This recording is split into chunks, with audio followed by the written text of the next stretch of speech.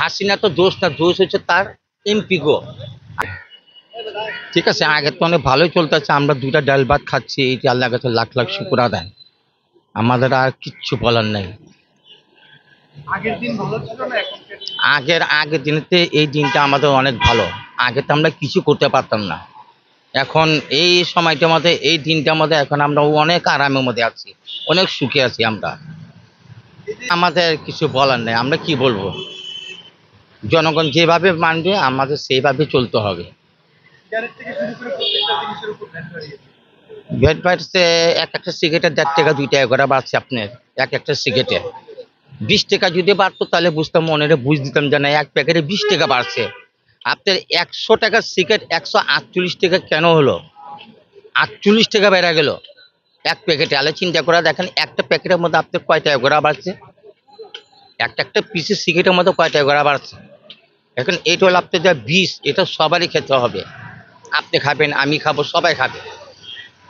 শিশু খাদ্য বিস্কুটের উপরেও দাম বেড়ে সবটি বিদ্যুতের আপনার 2 মানে 3 বার বাড়াইছে ডাক্তার ইউনূস।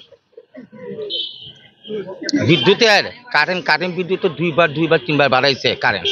এই বিষয়গুলো কিভাবে দেখছেন? এইভাবে আমরা টিভিতে দেখছি, আপনার ব্যক্তিগতভাবে কিভাবে দেখছেন? কাগজে।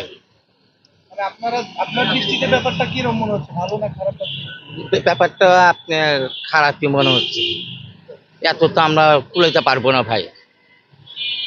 আমরা গরিব মানুষ, আমরা তো এত কুলাইতে পারবো না। এখানে কারেন্ট সারাদিন জ্বলতো, ওখানে আমরা বাতি নিবে রেখে দেয়, কারেন্টের বিল তো বেশি উঠে। কতটুকু ন্যায়সম্মত বলে মনে হচ্ছে? এটা তো মনে হয় আপনার সিন্ডিকেট। এটা আপনার সিন্ডিকেটের মধ্যে মনে হয় আপনার দামটা বাড়াইছে।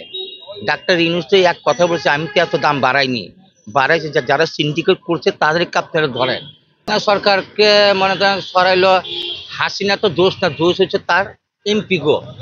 আর উনি যা যা করছে প্রত্যেকটা জিনিসের প্রমাণ।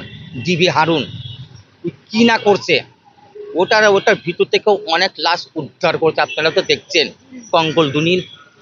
কঙ্কলদুনি আপনারা এইখানে করছে। ঠিক আছে, এখন যদি নির্বাচন হয়, এই নির্বাচনে আপনারা কেমন সরকার চাচ্ছেন সাধারণ জনগণ?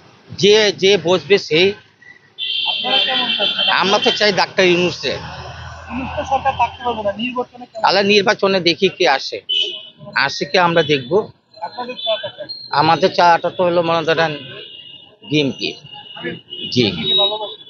আমরা অনেক ভালোবাসি। কিন্তু অনেক জায়গায় দেখা যাচ্ছে বিএনপি ক্ষমতায় আসার আগে বিএনপি নেতা কর্মীরা চাঁদা দুর্নীতির সাথে জড়িয়ে যাচ্ছে। এখন তাহলে ক্ষমতায় আসলে কি তারা ভালোবাসে? এটা দেখবে সরকার, দেখবে এটা জনগণ দেখবে, কে ভালো কে খারাপ এটা জনগণ দেখবে। আপনি আপনি বলছেন, আমি শুনছি বাস এইটি মন্দির আমরা চিন্তাইতেছি, এই উনি একটা পাত দিচ্ছে, উনি একটা এই করছে, সেটা না। আগে নিজের চোখে আগে দেখতে হবে জিনিসটা সঠিক না অসঠিক। আমাদের জিনিস আগে দেখতে হবে, প্রমাণ দিতে হবে, হ্যাঁ এটা সঠিক, এই যে ভাই প্রমাণ। আমার কাছে প্রমাণ নাই, আমরা খালি মুখ দিয়ে বললে হবে উনি খারাপ উনি ভালো? এখন দেখে নির্বাচন কিভাবে হয়। বলছে তো নির্বাচন হবে আপনার 2026 জুন মাসে 30 তারিখে নির্বাচন হবে।